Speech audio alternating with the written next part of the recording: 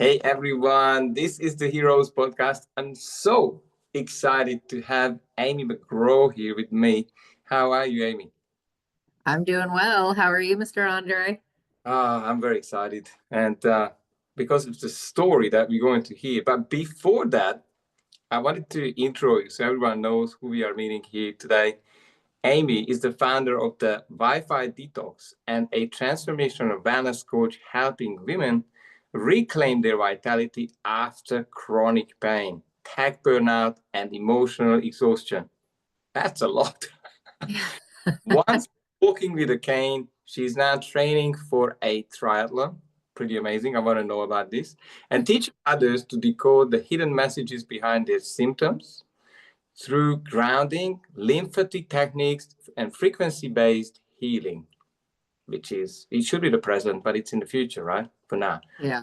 Mission to turn pain into power and purpose in a tech driven world.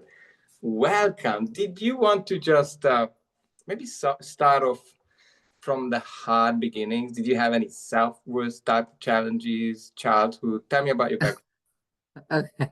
Well, my story is I say it's unique, but there's others like me, but it's very interesting for sure. So, like I said, like you just said, I used to walk with a cane. Literally a year and a half ago, I was like this, shaking, and I had my cane, and I'd have to hold it like this so that I wouldn't fall over.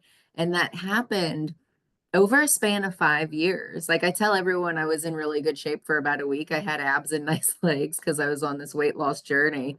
And then I just felt like I was on fire. I felt like I was being electrocuted. My muscles started slowly like seizing up or shutting down, and no one could figure it out. Doctors had no idea. They were like, I don't understand. You seem healthy. Your lab tests are normal, all of these things. But I was in pain. I literally got to a point at the end of the 5 years where if I were to cry about the fact that we thought that I would be in a wheelchair soon and dead after that, my face, my neck, my muscles, everything you could watch my face melt like this. You could watch my chest muscle come up here and my shoulder, and I would get stuck like this. And no one knew what it was. And so, a side note that's actually quite important, my husband builds cell phone towers. So he used to always joke with me that I'm full of electricity. Y'all, I would pet our cats and sparks would fly. Like that's how much electricity I had built up in me. So I was shocking everything. And he used to always joke with me that he's going to tie me to a grounding rod and throw it out the window so he can ground me like they do the cell phone towers. But I just kind of was like, okay, whatever.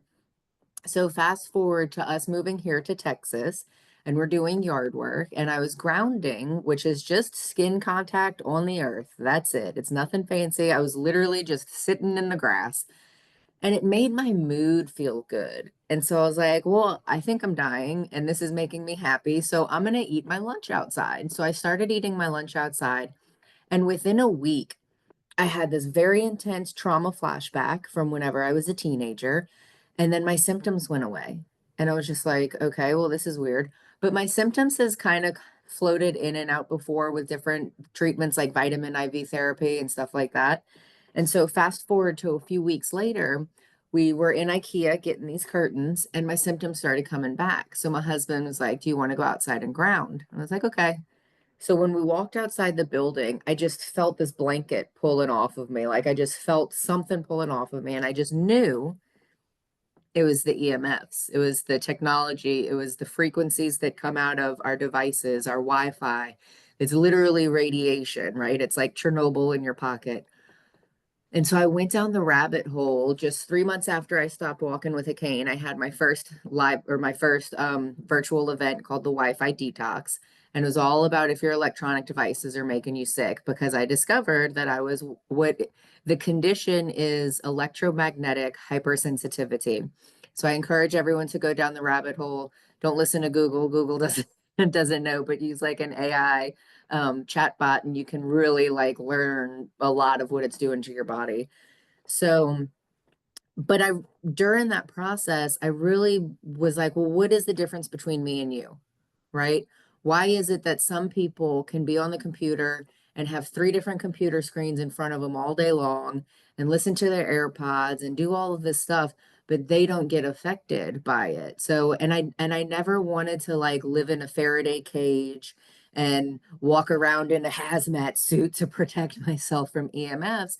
So I really started looking at that trauma flashback, and I really started to understand that that was the culprit. Tech wasn't the bad guy. The bad guy had happened decades ago, but it was stored emotions and stored traumas that were just living in my body. And that's what caused me to walk with a cane.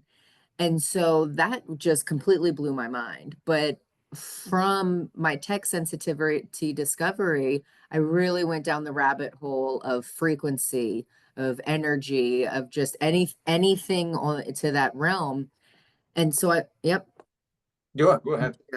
Oh, I thought you had a question for me. I saw you raise your hand.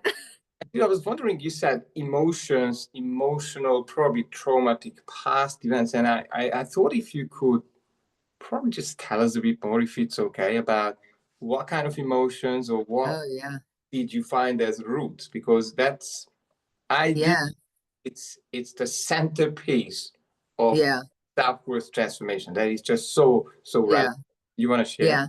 Yeah, definitely. So for me, it was rape. It was being raped multiple times whenever I was a teenager. It was just such a common occurrence in my past that like I even had a boyfriend that I would just kind of wake up to it all the time.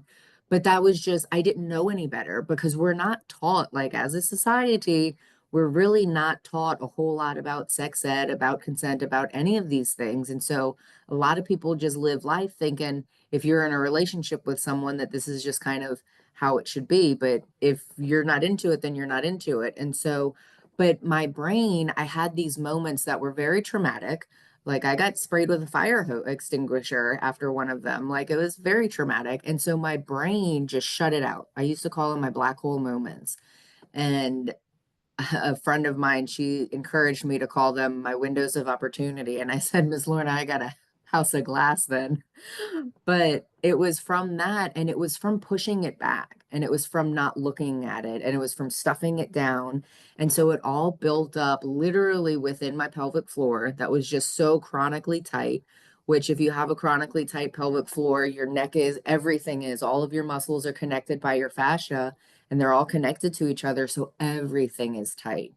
And so, yeah, it was from rape. It was from traumas associated with rape. And then the further down the rabbit hole that I went down, I also discovered that some of it wasn't from that, but it was just from little moments. Like, for example, whenever I was a little girl, gosh, I don't know, I was probably in like preschool, and my sisters and I, we went to go have our pictures taken, and we're in our fancy dresses and we're going to get our picture taken.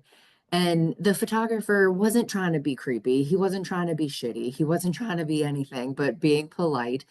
But he singled me out and was just like, oh, she's so beautiful. She's going to, grow up into a looker, whatever the case. I don't remember his words exactly, but it made me uncomfortable. And then every adult that was around me wasn't uncomfortable and was just kind of laughing and took it as a compliment. And so that shift within me was like, oh, well, I feel uncomfortable, but nobody else does. So that means that I shouldn't feel uncomfortable. And I've had things like that happen to me before where like older people would comment on the way that I looked, just being polite, not being anything wrong. They're just being nice. And but it's still when you're a little kid and you feel uncomfortable and then you look at all of the adults that you know and you trust and you love and they're not uncomfortable, then it makes you feel like your uncomfortableness is wrong and out of place. And Oh, so it wow. was a lot of things like that. And I think we experience it all the time. Like I remember being in school and I remember we were learning about how Christopher Columbus discovered America. And I raised my little hand and I said, well, how did he discover America if there were already people living here? Doesn't that mean that they discovered America? And that's a very valid question. And I got in trouble for it. And I got made fun of, my teacher, my classmates, everyone. And so from that moment forward, like I started second guessing the questions that I would ask to my teacher. Like I didn't want to ask something that would be a stupid question because I don't want to get laughed at. I don't want to get made fun of. And so it just kind of like embeds in you. And you don't realize that it's happening when it's happening, but it does. And we Yeah. all have those moments. And since I've gone down this frequency rabbit hole, this energetic rabbit hole, oh my goodness. Okay, so let me say this real quick. We all as humans can agree that we have a soul. Like if I ask a stranger on the street, do you have a soul? They will say yes. Well, I'm here to say you do not have a soul. You are not a human being with a soul. You are your soul, right?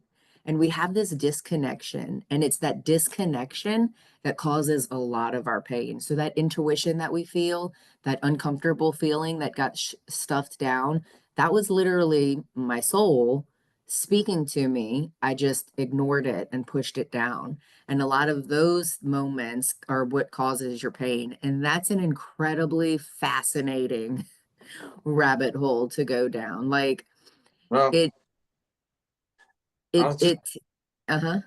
I was just thinking it's like chipping away your power. It's Mm-hmm. slowly of these events just wane. It takes another Yeah. sort of unit of life force, and Yeah. you could end up being a victim. I was wondering, and probably I shouldn't be asking this, but with that past, how could you even have a normal relationship when you have sort of grown up? Did you have Yeah.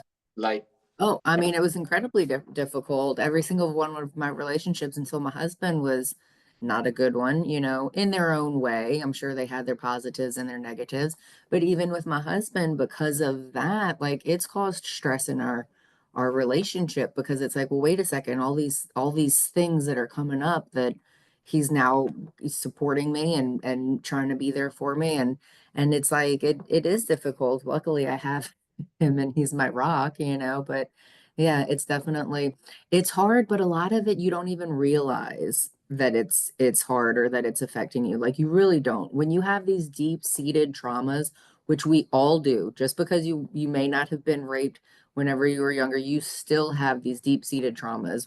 We all do. But when you don't know that they're there, when you don't recognize it, we always react out of our trauma.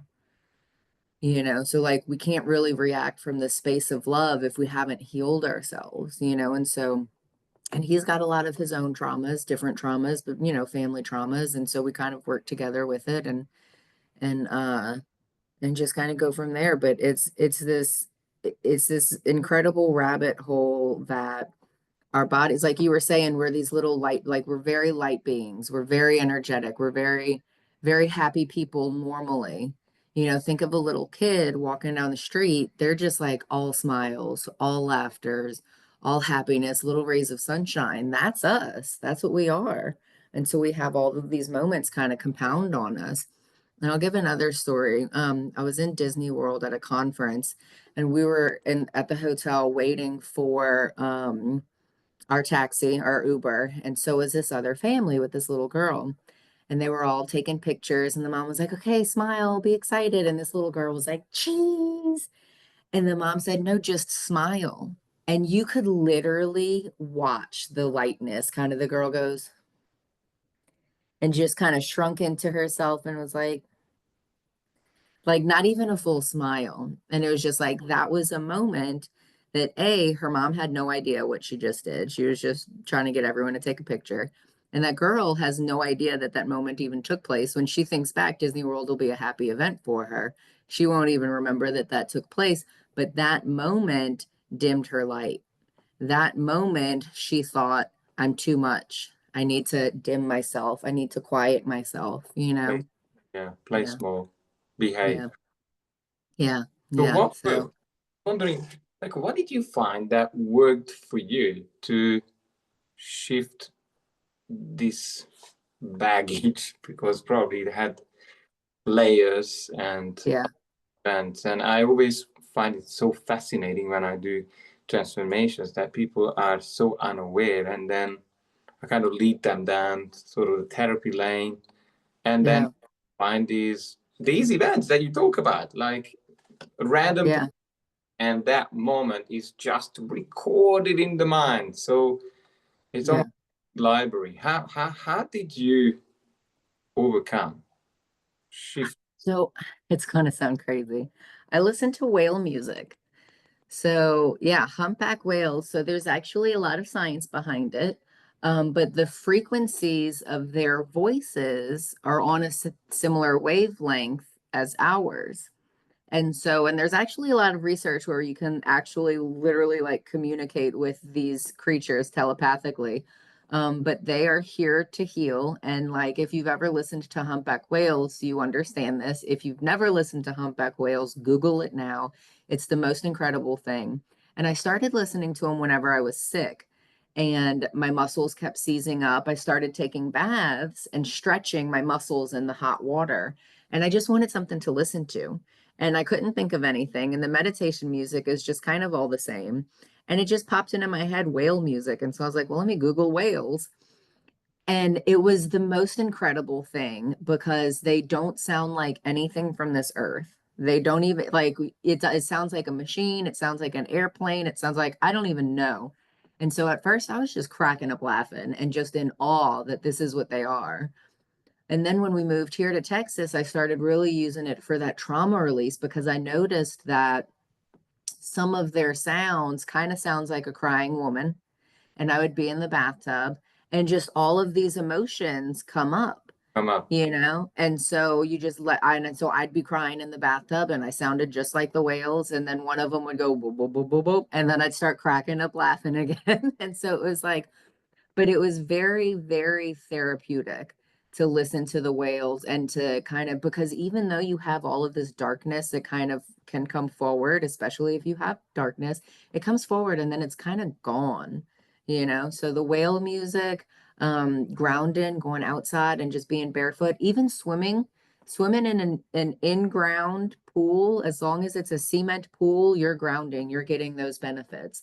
So luckily for me, we have a gym that has an indoor pool that's in the ground. So even though it was cold outside, I was still going swimming and still benefiting from grounding. The lymphatic drainage massage, our emotions, how they store in our body, they store in a few places. So they store in our muscles, but specifically in our fascia, which is kind of like the parts that hold our muscles together. Like if you think of an orange peel, you know, the muscle would be like the meat of an orange. The fascia would be the things that separate each little orange slice. And so that's everywhere. So they're stored in that. And it's also stored in your lymphatic system. So if you've got a clogged lymphatic system, then your emotions are just really getting trapped there. So doing just different lymphatic drainage techniques like cupping, just kind of brushing, doing different things. And also, this is going to sound weird too. I utilized ChatGPT. So, yeah, like if I were to Google electromagnetic hypersensitivity, what pops up is that it's not a real thing. You know, some people claim to be sensitive by their tech, but there's not enough information in it. So I turned to AI and I said, you know, help me understand this. And he broke it down scientifically. Like, this is what's going on, your sodium potassium ion channels, all this, all this, all this. So then I just started talking and just saying, you know, here's what's going on in my head, here's what I'm thinking. And it's a really cool platform. If you've now, I know you probably use ChatGPT or another AI, but people watching just don't think to unless they're in business. It's a fabulous tool. Like, whatever you put into it is where it gets its information. It has this vast database, but it literally takes what you says and kind of puts it back to you. So I would just there's an option where you can just speak into it. I would just speak blah blah blah blah blah blah blah blah blah whatever comes into my mind, and chat would organize it and kind of make sense on it. And I'd say, what are your thoughts?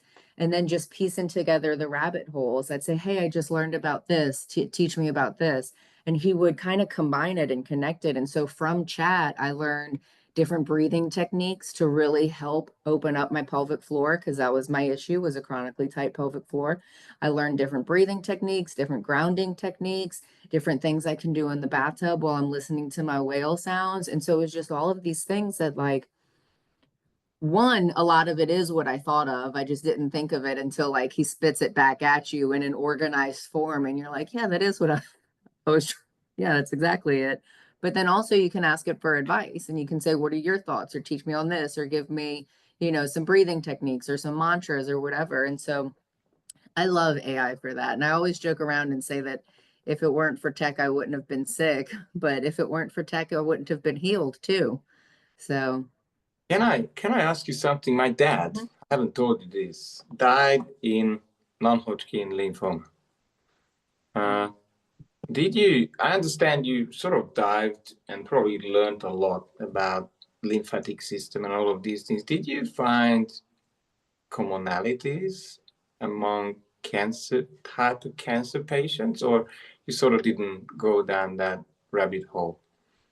I haven't gone down that rabbit hole, but I will tell you that a clogged lymphatic system is the basis for a lot of things because your lymphatic system, it does all kind of things, but one of its main jobs is it's like the garbage can to all of your cells. So all of your cellular waste goes to your lymphatic system to get, cleared out, processed, removed, whatever. And so the thing is though, it doesn't have a manual pump. So you can use breath work and different things like jumping or shaking or brushing. Things like that can help facilitate drainage. But if you're a shallow breather, which I was, kind of breathing up here in your chest and not down into your pelvic floor, all of these things can kind of clog it. Plus daily toxins, just walking outside and the environmental toxins, different things that you put on your skin, different things that you eat. I mean, literally anything can clog your lymphatic system. Cellulite is a sign of a clogged lymphatic system. And a lot of people think it's just fat, but it's really because a lot of your toxins are being stored in your lymphatic system and it's turning it into fat. And so if you can manually drain your lymphatic system, I've heard reports of people who, when they were draining their lymphatic system, they ended up tasting medication that they took when they were a child and had like chronic bronchitis and was like always on this medicine because it was stored in their systems. And so when you do your lymphatic drainage, and I particularly I love it's called vacuum cupping. So I don't know if you've heard of cupping. Have you seen people walking around with those bruises? So it's the same, it's a similar concept, but it's hooked up to a machine to where you can alternate the suction and the speed of the suction. So instead of the cup just staying on you in one spot, you move it, right? And so you're literally moving the lymph and helping it drain. And so if you do that, like have you ever heard of body contouring? I don't know if they have that where you are. It's a big thing in the United States, body sculpting or body contouring. And it's literally people having lymphatic drainage massages in certain areas of their body to where it gets rid of all of that buildup, all of that stagnation, and they lose weight because they're getting rid of it. Yeah, So you can, toxins leaving. yeah, you're getting rid of all of that stuff. But yeah, so whenever you do the cupping, like you can, for one, it can be very soothing, but then it can also be very painful on areas that are like really stuck. It'll hurt. It'll make you go, while you're doing it. And then when you're done with it, you can either, depending on whatever, there's no rhyme or reason to it, but you will either be in a fabulous mood, full of energy and like ready to conquer the day, or it'll pull up some emotions and it'll make you like tired and groggy to where you just want to take a nap and just listen to your body and do it. But it'll definitely pull things up and get things moving. That's for dang sure. I'm wondering, Amy, who is your typical client if you have one? I mean, they might be listening to us now. How would they know I need to talk to Amy? Obviously, there is a lot of different type of symptoms that you have Yeah. sort of talked about. Um, yeah, do you want to share? Yeah, so a lot of people who experience pain or symptoms or issues and they've gone to the doctor and the doctor can't figure it out. If the doctor can't figure it out, it's because it's an emotional component to it. And they're not going to figure it out because that's not what they're looking for. And really, people who do have conditions, who have labels, like say, for example, you have this one condition and you started taking this medicine for it and then now you're taking 12 other medicines to kind of combat the symptoms that are going on with this. That's because that medicine, that thing isn't fixing your problem. So depending on what source you want to listen to, which I don't really listen to any of them, but it was interesting that they said it. The CDC, the WHO, the WHO, and the American Medical Association are now finally admitting Really? that 80 to 95% of all diseases have an emotional component. Yeah. Yeah. No. And when you think about the word disease, it's literally dis-ease. Uh, And so it's literally a dis-ease within yourself, within your think about those days, like how many times you have the same shitty thought running through your brain over and over and over and over, and it's just stressing you out. This thing that happened like years ago, always popping up in your head. The reason why it's doing that is because that's the dis-ease within your body. And it's telling you you don't have to like go back and relive it, but experience it in a way to where you recognize the feeling that you felt while you were going through this. You give it a different word, you look at it differently, and then it'll go away. You'll no longer think about that thing ever again. But pain is a symptom that your soul is crying for help. Those thoughts that keep looping in your head over and over and over, that's a sign. That's your soul speaking to you. It really is. You know, people always question, who am I? What am I here? And nobody ever questions, where do my thoughts come from? see, I'm wondering. I didn't know they have admitted, Mm, and obviously I'm in the same lane of work. Should that not change the whole perspective around modern medicine? Like, what are these people are doing that? Because I yeah. don't see the magic shift in changing how doctors are trained through Yeah. the usual traditional Yeah. of, oh, it's a Yeah. piece of flesh, so let's prescribe, let's measure it, and then you Yeah. get this medicine or that one. Or you would say, well, let's say the interest of profit is still taking out this Yeah. view. Well, that's how doctors are trained. Doctors are trained, first of all, they only have 1 semester in nutrition. That's it. 1 semester on nutrition. That's crazy. The rest of their schooling is what symptoms to look out for and what medicine to prescribe them. It's not a healing.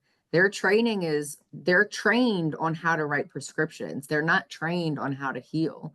And Albert Einstein once said that the future of healing is in frequency. And he could not have been more right. He really couldn't have. And then to go back a little bit further, Nikolai Tesla said, to understand the universe, you must understand energy, frequency, and vibration, because that's it. When you think about it, without any fluff or muff, we are literally protons, neutrons, and electrons. That's it. That's what makes up our body. That would make what makes up the cells of our body. Like, we're not physical. That's why whenever you die, your body doesn't stay here for the rest of eternity. It decomposes. It goes away. It's not a solid thing, we kind of, but we forget that. And I think that's part of the dis-ease, is that we forget that's all we are. We're frequency, we're energy. But it's really cool because once you get back to really understanding that, everything just, it's easier, it's better. You're like, man, it's just frequency. I'm out of attunement is what it is. You just need a tune up. Think about, like, if you're driving in your car and your radio quits working and your windshield wiper quits working and your air conditioner quits working, it's not all of these separate things that are broken. More than likely, it's a little spark plug that needs to get changed. So when you have all of these things going on in your body, when you have psoriasis, when you have digestive issues, when you have all of these medical symptoms, these things going on with your body, it's not all of these separate things. It's your body saying, hey, I'm out of alignment and I don't know how to speak to you except by showing you that shit's wrong. you know? Yeah, I do So hear you. I mean, the real message, I believe, is don't visit medicine salespeople, because doctors would have their limited. yeah, yeah. Well, and that's another thing too that I don't think people realize is that, like, first of all, the reason why you're in and out of the doctor's office so fast is because most insurance companies will only pay for the first 10 or 15 minutes. Yeah. So that's it. So that's why the doctor comes in and out. You might have been waiting all day, but time your doctor, it'll be 10 minutes on the mark, 15 minutes on the mark, because they don't get paid by the insurance company Wow. past that. And then the other thing is that little pad, prescription pad that they write their notes on that has that medicine on top, that label. They're getting kickbacks every time they prescribe that, Yeah. and we don't know that, but they're literally getting bonuses, very nice, expensive bonuses, the more prescriptions they sell. So, yeah, doctors are fabulous for like if you break a bone to get it Yeah. fixed. If you're in a car accident, go. If you have these things, but if Emergency. emergencies, doctors, you cannot replace them. Yeah. They But have. yeah, and for different technologies and like machines that, I mean, they have a lot of equipment that is just really incredible. But for the most part, our healing to be healthy, to heal, it's all inner work, which is crazy, but it's also kind of relieving because it's possible. I mean, I know people who literally, one of the speakers that on my event, she was literally strapped into a wheelchair for 11 years. Doctors told her she would never be able to walk again, and similar to me, she had no control of her body, so she would just be like this, which is why they had her strapped into a wheelchair. She couldn't even just sit in it or she'd shake herself out. And she got up and walked across the room without even knowing it. She went to go grab her wheelchair behind her, and it was on the other side of the room. Wow. That's Wow. incredible. She said the next time she went and visited her doctor, she stayed in the wheelchair and then she stood up and walked to him, and they were like, "Oh my God." She said she filmed it because she wanted their reaction because they told her that she would never be able to walk again. That's incredible. Another one of my speakers, when he was in his 20s, he had full body arthritis and his hands were like this and his feet were like this. And he would have to spend days in bed, and he discovered it was because he was taking on the world of everyone else. He was taking on everybody's issues. And so his body was saying, I need a break. And the only way for me to have a break is for me to be in this much pain, and once he discovered that, he's healthy. He's fine. One of his clients that he told me about had chronic migraines from the time that she was 6 years old, chronic migraines that would put her in bed for days. And she discovered that it was from whenever she was 6. And she heard her dad make the comment, something along the lines of that if you don't work, you're lazy. And so she, as a 6 year old, took it that you have to be doing something. And so her body, her spirit body, which doesn't really know how to communicate, said, okay, if you need a break, I'm going to force you to have a break. And so Yeah. her migraines would happen, and she'd be in bed for however many days, have to have everything blacked out because she was in so much pain. And once she realized that and accepted it and saw it from a different perspective, she hasn't had migraines in years. That's incredible. And this is something she has been dealing with since a child. That's incredible. It is. It is. Yeah. I'm always so excited about these massive breakthroughs which Yeah. do include or involve medicines, and they have it's all to do with their mind or the spirit body. Yeah. Call it, I call it Yeah. mind, but yes, the answers are Yeah. insane. So, what would Yeah. you want to share that I haven't asked today? I do want to say one thing, going back to our Wi-Fi and technology. Okay. For some reason, whenever Wi-Fi was created, we just leave it on all day long. It's completely unnecessary. I really want for everyone to start treating their Wi-Fi like their oven, right? You don't cook in your oven and then keep your oven on all day, all night, whether using it or not. Your blow dryer is not still blowing from this morning. Your electric razor is not still running from when you used it. We turn off all of our other devices, but we leave our Wi-Fi on when we're not using it. Why? So all I tell everybody is just get a power strip, one of those cords that have like 4 plugs on it. Plug your Wi-Fi router into the power strip, and also plug a lamp into the same power strip. So every time your Wi-Fi is on, so is that lamp. So it completely takes the ease off of it. Anytime you need to use your computer, you just go and click that switch. You don't have to pick up the box and look for the tiny little on off switch. You just click it with your toe. You don't even have to bend over. And then your Wi-Fi is on. And when you go to bed at night, if you see that that lamp is on, you know your Wi-Fi is on. So just walk over there and turn it off. And when you turn it off at night, it really allows you to get into that REM sleep. I know so many people who it's completely changed their lives just from turning their Wi-Fi off. One woman hasn't, she said that she started dreaming again and she hasn't had dreams in decades. She said it was the craziest thing to wake up and remembering her dream being like, oh my gosh, I haven't remembered my dream since I was a kid. Like she just thought she just stopped dreaming as an adult. And I was like, no, it's because you're actually able to get into that sleep. We need that restorative sleep. And think about every time you go to get on the computer, your Wi-Fi isn't the only option. Everyone else in the neighborhood's Wi-Fi is an option because that's all the frequencies that you're getting. So you're getting all of these frequencies. So if you can just kind of minimize it as little as possible. So turn it off at night. With your phone, try not to keep your phone on you. Literally, according to Apple, you're not even supposed to touch your phone while you're talking on it. That's crazy. So just Yeah, get into the habit of using speakerphone and putting it on the table. They can still hear you. You don't have to put it up to your head. You don't have to, they can still hear you. I love using airplane mode. The only thing with airplane mode is you're not going to get calls in and out, but once you turn airplane mode off, everything will come in. So I say to turn it off and don't touch it because when it's coming in, it's just stronger frequency, stronger frequency. If you've ever noticed, like when you're on your phone and you're texting someone, and all of a sudden emails come in, someone else's text, someone's calling, and you kind of get frustrated and stressed out because all of these people are kind of, and you keep having to flip the, push them out of the way, put on the screen or whatever, but you get kind of like this little annoyance.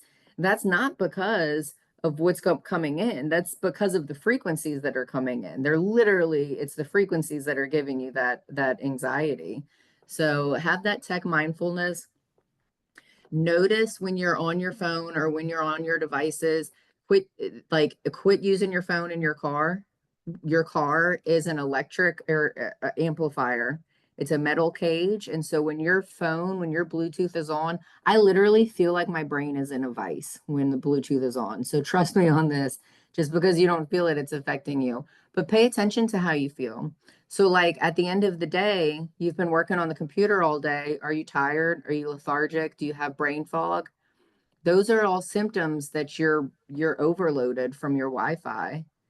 That's not necessarily because you've got a lot of work to do. That's you being overloaded. And you know what? It's the easiest thing. Just go outside and ground yourself. Or even indoor plants.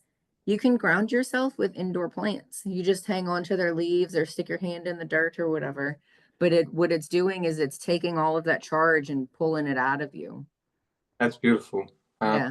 it's me for the last 17 years in our home who Yeah. is for that small button every night Yeah. to turn the Wi-Fi off and then turn it on again in the morning. But if someone wants to learn more about you, engage with you, what would be the best way to do so? Um, any of my social media channels, they can email me. I can give you my email. Do you want me to just say it out here? I'm Amy McGraw on all of my social media channels. Um, and then and my email's amy.mcgraw at thewifi-detox.com. So either way, I might be a little slow in responding because I do keep my stuff turned off. I do because I Yeah, am sensitive to it. But yeah, Facebook, Instagram, LinkedIn, I'm on all of them. So just send me a message and say, "Hey, I saw you from the Heroes podcast. Let's talk." And I'll be like, "Hey." well done. Amy, thanks very much for your time, and I'm Yeah, looking forward thank you. to meet again. There's so much wisdom in you about, and I understand this actually lengthens people's lives. So it's a Yeah. serious topic. It's not like you should do this. Well, do you want an additional 5 to 10 years in your life? Would you agree? Yeah. Yeah. I know. I remember seeing something on Facebook, and I mean whether the pictures were actually real or not, but the image stuck.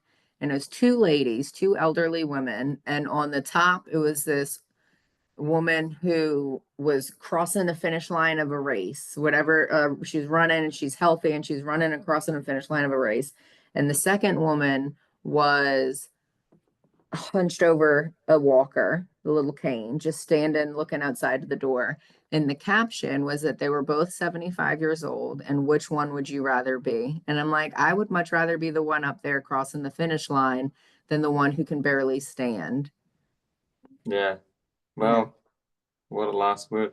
Amy, thanks very much. And Yes, yeah, thank you. guys, find all the details. Reach out to Amy and ask any questions. Thanks very much.